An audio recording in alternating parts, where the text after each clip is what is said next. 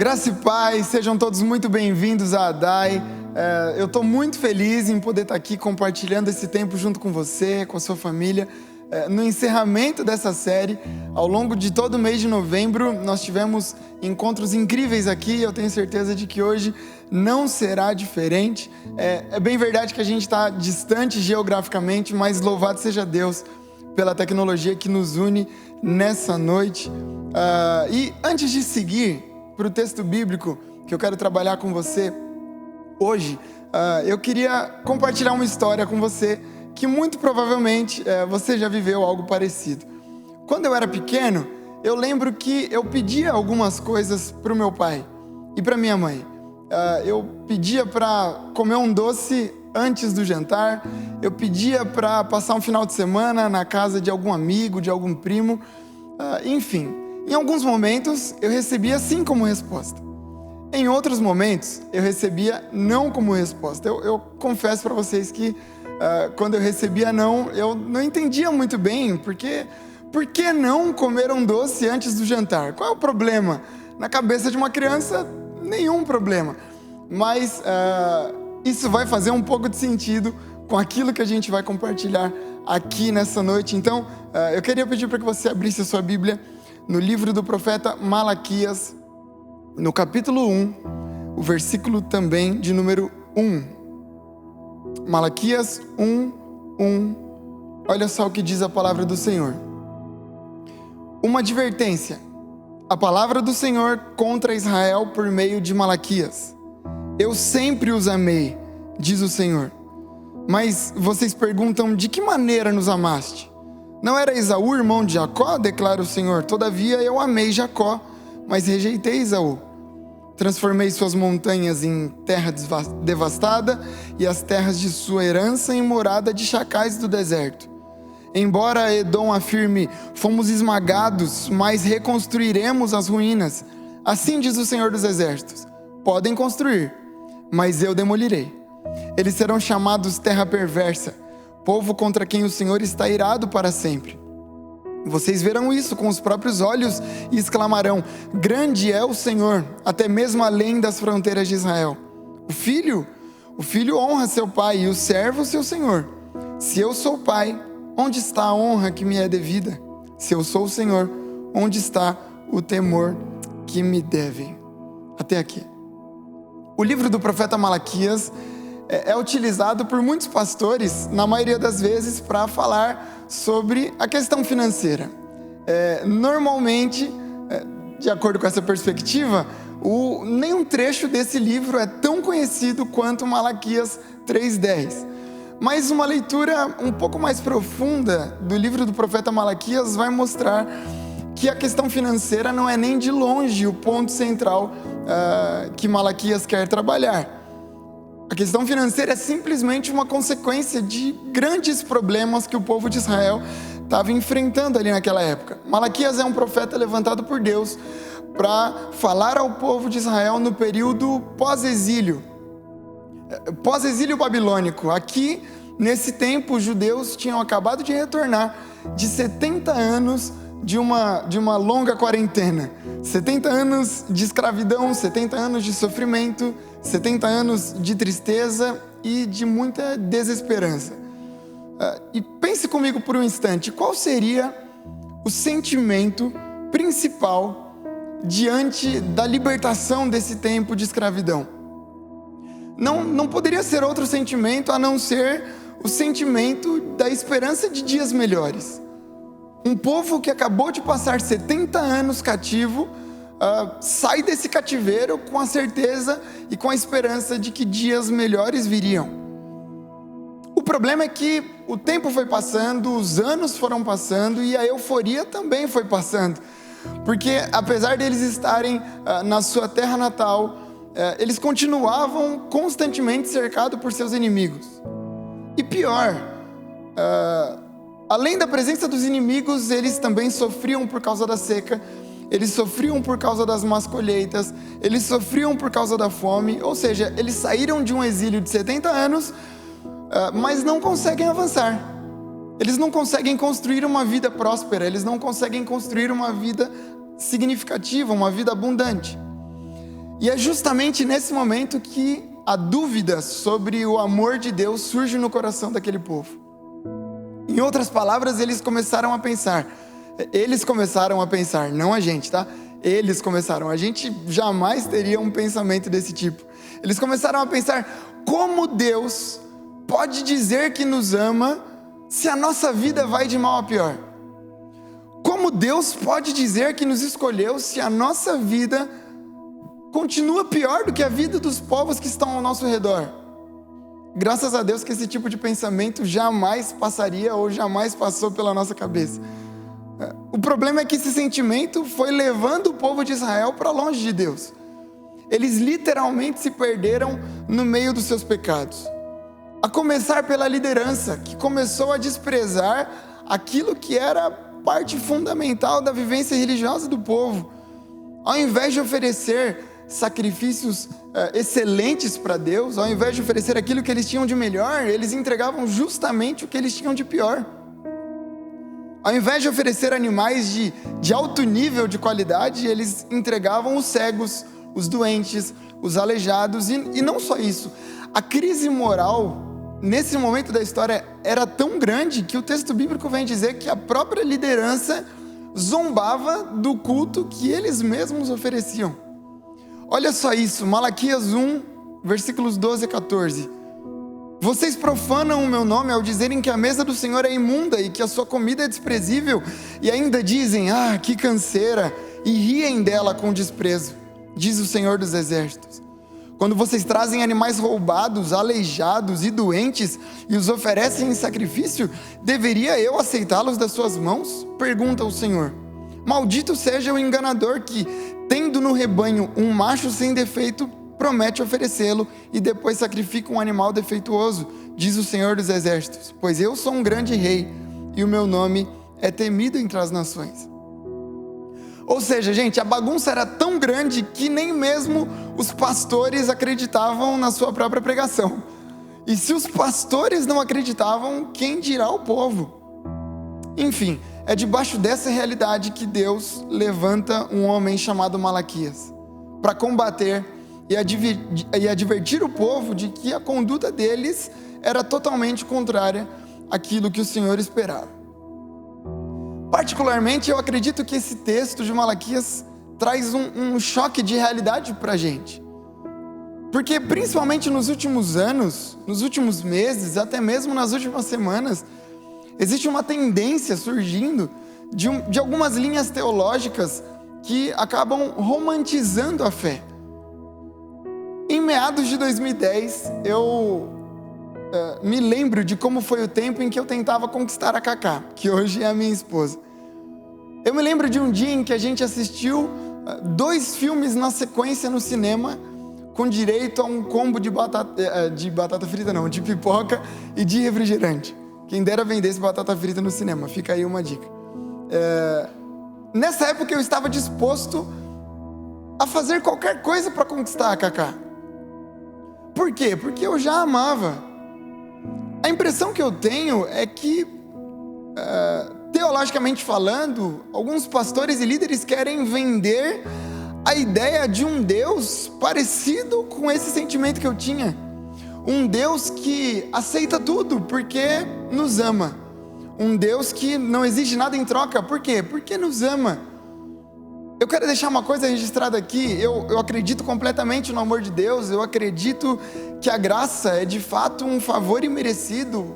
Um favor que nós nunca, apesar da quantidade de coisas que a gente possa fazer, jamais vamos merecer. Mas quando eu olho para a realidade de Malaquias, eu percebo ao menos 2 verdades, e são essas verdades que eu quero compartilhar com você hoje, que precisam estar gravadas no nosso coração nessa noite. A primeira verdade: a correção também é um sinal do amor de Deus. Eu vou repetir: a correção também é um sinal do amor de Deus. Como a gente disse lá atrás, o povo de Israel está vindo de uma sequência de péssimos anos. E eu sei que todos nós já vivemos dias assim, meses assim, anos assim, tempos em que plantamos e não colhemos. Trabalhamos, mas a impressão que a gente tem é de que o nosso trabalho é em vão. É como a minha avó dizia: quanto mais eu oro, mais assombração aparece. Quanto mais a gente trabalha, quanto mais a gente faz, parece que menos as coisas fluem. Agora, diante de tempos assim, essa é uma verdade que precisa conquistar o nosso coração.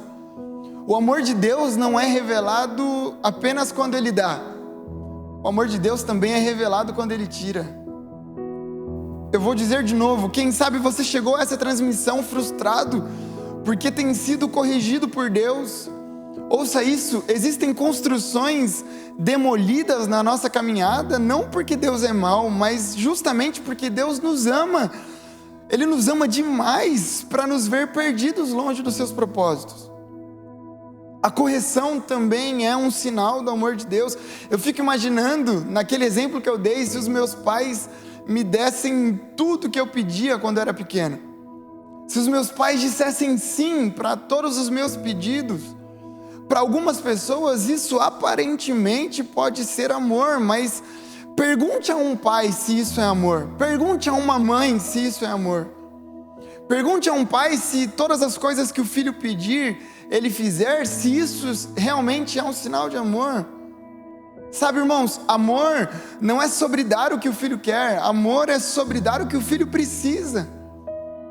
Se nós acreditamos que todas as coisas cooperam para o nosso bem, então nós vamos acreditar que até mesmo os nãos de Deus também vão cooperar para o nosso bem.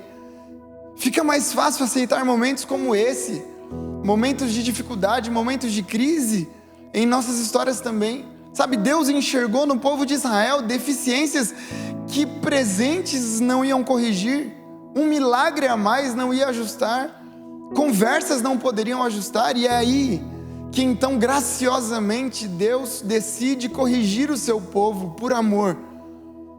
Sob essa ótica, olha só o que o escritor aos Hebreus diz no capítulo 12, versículo 5: vocês se esqueceram da palavra de ânimo que ele lhes dirige como a filhos? Meu filho, não despreze a disciplina do Senhor, nem se magoe com a sua repreensão. Por quê? Porque o Senhor disciplina aqueles a quem Ele ama e castiga todo aquele a quem aceita como filho. Suportem as dificuldades, recebendo-as como disciplina. Deus os trata como filhos, pois qual filho que não é disciplinado por seu pai? Se vocês não são disciplinados e a disciplina é para todos os filhos, então vocês não são filhos legítimos, mas sim ilegítimos. Além disso, tínhamos pais humanos que nos disciplinavam e nós os respeitávamos. Quanto mais devemos submeter-nos ao Pai dos Espíritos, para assim vivermos. Nossos pais nos disciplinávamos por curto período, segundo lhes parecia melhor. Mas Deus nos disciplina para o nosso bem, para que participemos da sua santidade. Nenhuma disciplina parece ser motivo de alegria no momento, mas sim de tristeza. Mais tarde, porém, produz fruto de justiça e paz para aqueles que por ela foram exercitados. Louvado seja Deus. Que presente, irmãos, Deus está nos dando nessa noite. Quem sabe seja exatamente uma fase como essa que você esteja vivendo, uma fase de correção, uma fase de ajustes, uma fase de alinhamento. Eu tenho uma boa notícia para te dar: enche o seu coração da certeza de que o Pai corrige o Filho a quem Ele ama. Significa que a disciplina é uma evidência do amor de Deus. Ei, irmãos e irmãs, a correção do Senhor não tem o objetivo de fazer a gente sofrer, não. A correção do Senhor tem o objetivo de nos aperfeiçoar. E essa é justamente a minha primeira oração por nós nessa noite. Que a gente seja capaz de reconhecer o amor de Deus através da correção. Que sejamos capazes de reconhecer o amor de Deus também nos nãos que Ele nos dá. Na certeza de que, como bom Pai, Ele sabe exatamente aquilo que é melhor para nós. Em nome de Jesus. E a segunda lição que eu aprendo com esse texto é que a vida abundante não é sinônimo de uma vida sem problemas. Vida abundante não é sinônimo de vida sem problemas. Malaquias deixa claro ao longo do seu livro que a intenção final de Deus, com toda a correção, com toda a disciplina, sempre foi a de guiar o povo de Israel rumo a uma vida abundante, rumo a uma vida plena, uma vida completa. E uma vida plena e completa em Deus não nos isenta dos dias maus. Não foi à toa que o próprio Jesus nos disse lá em João capítulo 16, versículo 33, tenho-vos dito essas coisas para que em mim vocês tenham paz. No mundo vocês terão aflições, mas tem de bom ânimo. Eu venci o mundo. Esse mesmo texto, na minha versão, ficaria mais ou menos assim: eu digo isso para vocês, para que vocês vivam em paz. Os problemas na vida são inevitáveis, mas fiquem tranquilos. Jesus está dizendo: eu já dei um jeito em tudo. Problema nenhum pode ser capaz de reduzir a grandeza da vitória que Jesus conquistou em nosso lugar. É interessante que nesse texto de João 16, Jesus poderia muito bem ter dito assim: olha, irmãos, no mundo vocês terão aflições, mas tenham bom ânimo, porque eu venci as aflições. Mas não, Jesus não diz isso. Jesus diz: eu venci o mundo. Sabe o que isso significa, irmãos? Que Jesus venceu um round acima, um nível acima. Jesus não resolveu simplesmente o problema das aflições, Jesus resolveu o problema da eternidade. Louvado seja Deus. É justamente por isso que em Deus nós podemos ter uma vida abundante mesmo em meio aos problemas. Eu fico imaginando o que seria do povo de Israel se eles não tivessem passado pelos problemas que passaram, se eles não tivessem enfrentado aquilo que enfrentaram, os exílios que enfrentaram. Aqui eu vou além, eu fico imaginando o que seria de nós se não tivéssemos passado por aquilo que já passamos. A maturidade que nós alcançamos em Deus é resultado direto daquilo que enfrentamos e dos problemas que Ele nos ajudou a enfrentar. Nós só somos quem somos porque passamos pelo que passamos. Nós só somos quem somos porque em Deus superamos grandes desafios.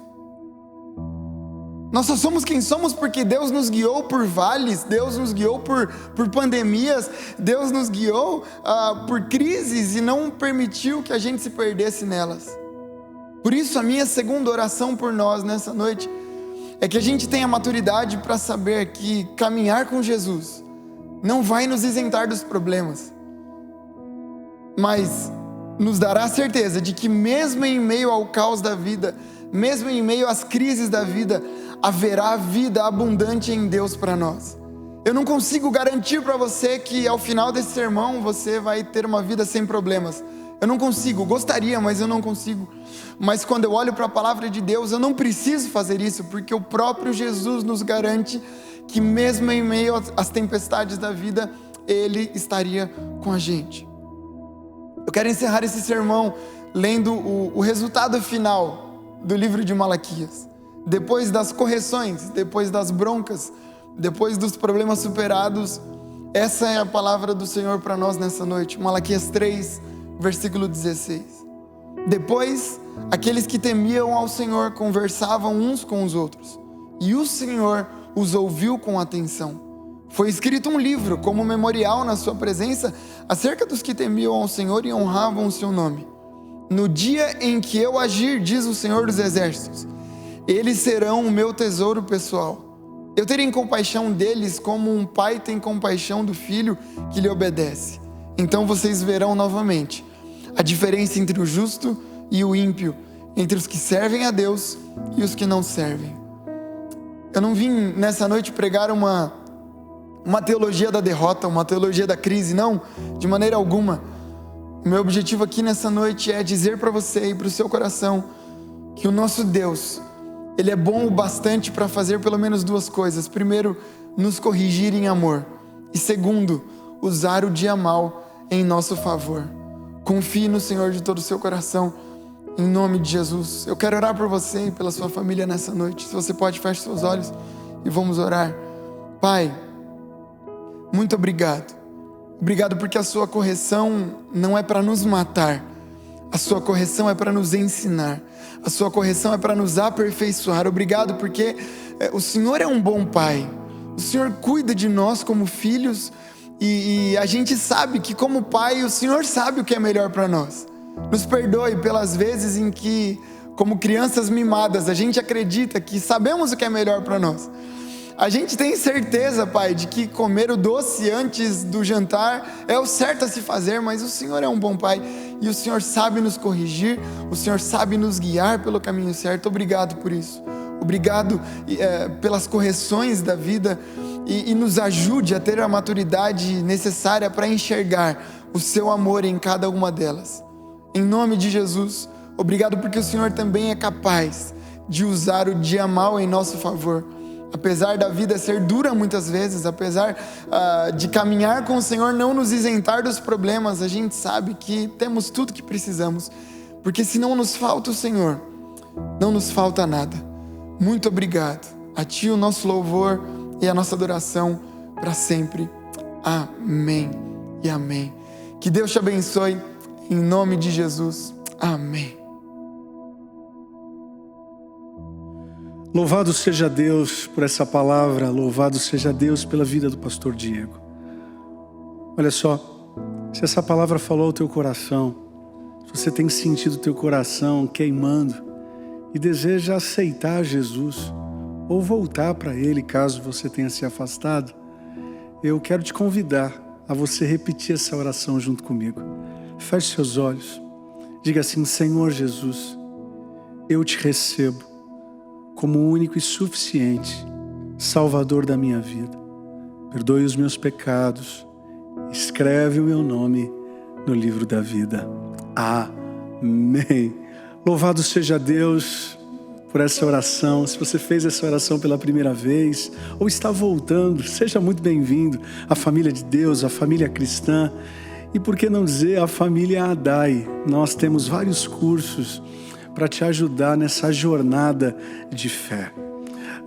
Se você deseja saber mais sobre esses cursos, você pode clicar nesse link que os nossos voluntários estão colocando no chat e também nesse QR Code que está aí na sua tela. Falando de curso bíblico, de estudo bíblico, quero agradecer a todos vocês que estiveram aí com a gente nesse estudo bíblico chamado Efésios, uma jornada de fé e propósito. Louvado seja Deus por todos os nossos líderes da rede ministerial, pastoral, grupos de conexão, escola bíblica, enfim, muito obrigado a todos vocês que nos ajudaram nessa liderança. Coloque aí no chat se esse curso, se esse estudo bíblico te abençoou. Aproveitando, eu quero fazer um pedido especial. Nós estamos enfrentando uma fase muito delicada no nosso país, no mundo, mas generosidade não tem a ver com aquilo que a gente tem no bolso, né? Generosidade tem a ver com aquilo que a gente é. Somos generosos, eu sei que você é uma pessoa generosa, vocês que estão nos assistindo. Se você pode exercer a sua generosidade, faça isso nesse momento, seja através das suas ofertas ou do seu dízimo, enfim. O Senhor ama aqueles que dão com alegria. Não pode doar, não pode ofertar por necessidade ou por algum tipo de obrigatoriedade. Não, Deus ama aqueles que dão com alegria. Se você está desempregado, eu vou orar por você nesse momento. E você que está empregado, que você seja grato ao Senhor e dedique uma parte das suas finanças em favor dessa igreja local. Não somente dessa igreja local, mas também de todos os nossos projetos missionários. Vamos orar? Pai de amor e bondade, muito obrigado pela oportunidade que o Senhor nos dá de ofertar, de dizimar. Mas em especial eu quero te pedir por aqueles meus irmãos, irmãs que estão desempregados, Pai. Que o Senhor possa abrir as portas. A porta que o Senhor fecha, ninguém abre. Mas a porta que o Senhor abre, ninguém fecha. Muito obrigado. Em nome do Teu Filho Jesus Cristo. Amém. Amém. Gente, estamos encerrando essa série chamada Vida. Quero agradecer à Faculdade Metodista aqui de São Paulo, que carinhosamente abriu as portas para que essa série fosse gravada nessa linda capela. Obrigado, Igreja Metodista, que sempre tem sido uma grande parceira. Eu confesso para vocês que matei minhas saudades, porque em algumas provas, em algumas aulas eu estive nessa capela, então voltar a esse lugar foi altamente significativo. E obrigado a você que esteve com a gente nessa série tão magnífica. Quero agradecer aos meus irmãos e amigos, pastor Ferreira, pastor Diego, que ministrou hoje. Enfim, espero que essa jornada pelos profetas menores tenha abençoado a sua vida. E lembrando, ainda estamos no Novembro Azul e fica a dica para você, homem, faça a sua parte nesse desafio que é a questão do câncer de próstata, algo que infelizmente a gente fala pouco nas igrejas, mas já que estamos falando de vida, precisamos também tocar nesse assunto. Muito obrigado a todos vocês, que Deus abençoe e até o próximo domingo, se Deus quiser. Estenda as suas mãos, que o amor de Deus, a graça de Jesus Cristo, a comunhão e as consolações do Santo Espírito sejam com todos, e todos digam e escrevam aí no chat, amém. Valeu, tchau, tchau.